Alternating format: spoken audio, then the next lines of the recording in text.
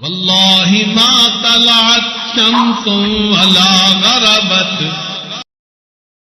کون کون سے کرتوت تھے یزید کے؟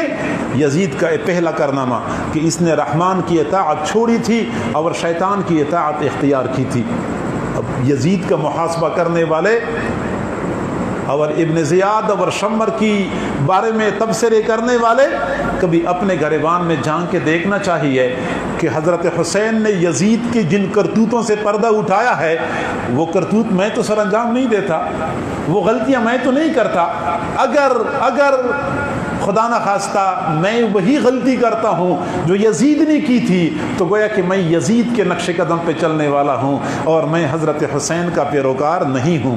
کون کون سی غلطیاں تھیں؟ انہم لزموا طاعت الشیطان، شیطان کی اطاعت کو اپنے اوپر لازم کر دیا ہے. وترکوا طاعت الرحمن، رحمان کی اطاعت چھوڑ دی ہے. واظہروا الفساد، اب ہم رحمان کی اطاعت کرتے ہیں یا شیطان کی اطاعت کرتے ہیں؟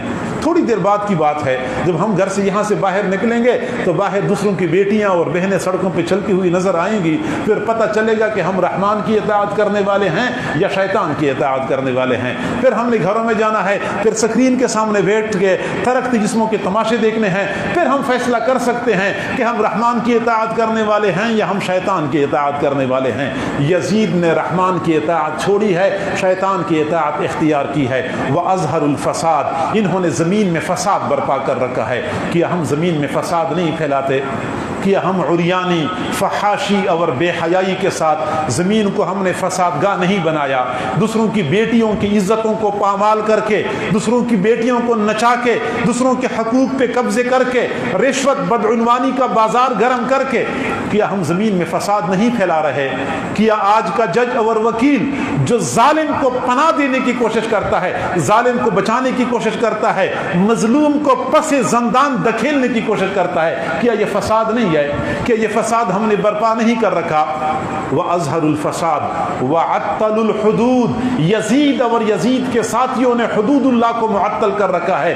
جب سے ہم نے ہوش سنبھالا ہے کبھی ہم نے سنا ہے کہ فلاں جگہ پہ چور نے چوری کی تھی اور اس کا ہاتھ کاٹا گیا، فلاں بندے نے شراب پی تھی تو اس کو کوڑے لگائے گئے؟ ہم نے تو کبھی نہیں سنا. تو گویا کہ جس دن سے ہم نے شعور سنبھالا ہے حدود اللہ کو ہم معطل دیکھ رہے ہیں. اور معطل کیا گیا ہے؟ یہ یزیدی کارنامہ ہے یا نہیں ہے؟ وَاسْتَأْثَرُوا بِالْفَيْءِ، ان لوگوں نے بیت المال کو، مسلمانوں کے مال کو ذاتی مال سمجھ کے بانٹنا شروع کر دیا ہے. کیا یہ مال بانٹا جاتا ہے یا نہیں بانٹا جاتا؟ جو بڑے دعوے کرتے تھے کہ ہم کبھی بھی کسی کو نہیں کرپشن کرنے دیں گے، سب سے زیادہ تو وہاں نظر آ رہا ہے. تو یہ مال بانٹا جا رہا ہے یا نہیں بانٹا جا رہا؟ یزید کے وہ کارنامے ہمیں آج نظر آ رہے ہیں یا نہیں آ رہے؟ اور آگے فرمایا کہ وَأَحَلُّ حَرَامَ اللَّهِ، کہ یزید اور اس کے ساتھیوں نے اللہ کے حرام کردہ کاموں کو حلال سمجھ کے کرنا شروع کر دیا. جب بھی اللہ رب العزت کے حرام کردہ کام سامنے آتے ہیں اور بندہ بے جھجک اور بے خوف ہو کے وہ کام کرتا ہے، گویا کہ اس کو حلال سمجھ کے کرتا ہے. آج ہم کتنے حرام کاموں کا ارتکاب کرتے رہتے ہیں اور پرواہی نہیں کرتے. کیا ہم نے سود کو پرافٹ کا نام دے کے اپنے لیے حلال نہیں کیا؟ اور بھائی سود لینا ہے تو سود کا نام لے کے لیا کرو کہ سود لینے بینک میں جا رہا ہوں، سود لینے بینک میں جا رہا ہوں. یہ کہے کہ کبھی تو ضمیر کو احساس ہو جائے گا، کبھی ضمیر زندہ ہو جائے گا، بندہ پیچھے ہٹ جائے گا. لیکن جب بندہ سود لینے جاتا ہے اور اس کو پرافٹ کہہ کے لیتا ہے، گویا کہ ضمیر کو کبھی احساس ہی نہ ہو. ایسا نہ ہو کہ ضمیر زندہ ہو جائے، ضمیر بیدار ہو جائے. نہیں، نام ہی بدل دو. کیا ہم نے سود کو پرافٹ کا نام لے کے حلال نہیں کیا؟ کیا ہم نے رشوت کو چائے پانی کا نام دے کے حلال نہیں کیا؟ کیا ہم نے غیبت کو گپ شپ کا نام دے کے حلال نہیں کیا؟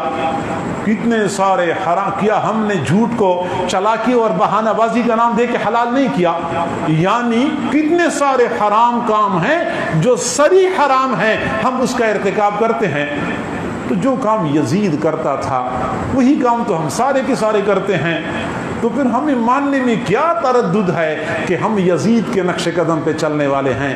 میرے بھائی، میں ایک بات عرض کرتا ہوں، میرا عام طور پہ اس طرح انداز ہوتا نہیں ہے. صوفی لوگ تو بس فضائل سنا سنا کے لوگوں کو خوش کر دیتے ہیں، ٹھیک ہے سارے خوش ہوتے ہیں. لیکن میں ایک بات عرض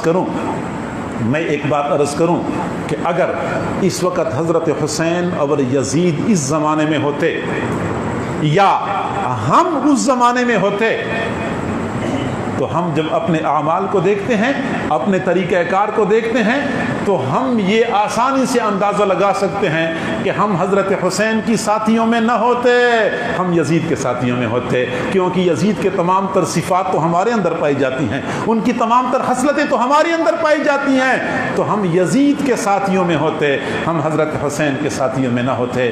اور میں اگلی بات عرض کروں کہ حضرت حسین رضی اللہ تعالیٰ عنہ نے ایک مرتبہ اہل بصرہ کے نام خط لکھا تھا۔ اس خط میں یہ لکھا تھا کہ الا ترون، کیا تم دیکھتے نہیں ہو کہ میرے محبوب صلی اللہ علیہ وسلم کی سنتیں مٹھائی جا رہی ہیں، بدعات کو رواج دیا جا رہا ہے۔ میں تمہیں دعوت دیتا ہوں کہ کتاب اللہ اور سنت رسول اللہ کی حفاظت کے لیے کھڑے ہو جاؤ۔ میرے نبی کی سنتوں کو مٹھایا جا رہا ہے، بدعات کو رواج دیا جا رہا ہے، میں تمہیں دعوت دیتا ہوں کہ کتاب اللہ کی حفاظت، رسول اللہ کی سنت کی حفاظت کے لیے کھڑے ہو جاؤ۔ اب ہم ذرا سوچیں کہ محرم الحرام کے مہینے میں حضرت حسین کے ساتھ محبت کے نام پہ ہم نے جو نئے نئے طریقے ایجاد کر دیے ہیں، اور قسم قسم کے طریقوں سے ہم اپنی محبت کا اور اپنی دیوانگی کا اظہار کرتے ہیں، سچ بتائیں کہ ان میں سے کوئی ایک کام بھی سنت سے ثابت ہے؟ میرے محبوب نے فرمان میں کوئی بات فرمائی ہو، یا آپ کے عمل سے کوئی بات ثابت ہو، یا صحابہ کے عمل سے کوئی بات ثابت ہو، یا تابعین کے عمل سے کوئی بات ثابت ہو؟ اگر تابعین نے بھی یہ کام نہیں کیے، صحابہ نے بھی یہ کام نہیں کیے، میرے محبوب نے بھی ان کے بارے میں نہیں فرمایا، تو ہمیں ماننا چاہیے کہ ہم تو بدعات کو رواج دینے والے ہیں، ہم تو سنتوں کو مٹانے والے ہیں۔ اور سنتوں کو مٹانے والا اس زمانے میں کون تھا؟ وہ یزید تھا۔ سنتوں کو بچانے والا کون تھا؟ حضرت حسین تھے۔ بدعات کو مٹانے والا کون تھا؟ حضرت حسین تھا۔ اور بدعات کو رواج دینے والا کون تھا؟ یزید تھا۔ اب یزید بھی بدعات کو رواج دینے والا، آج ہم بدعات کو رواج دینے والے، یزید بھی سنتوں کو مٹانے والا، ہم بھی سنتوں کو مٹانے والے، تو پھر فیصلہ تو ہو گیا کہ ہم تو یزید کے نقش قدم پہ چلنے والے ہیں، ہم تو حضرت حسین کے نقش قدم پہ چلنے والے نہیں ہیں۔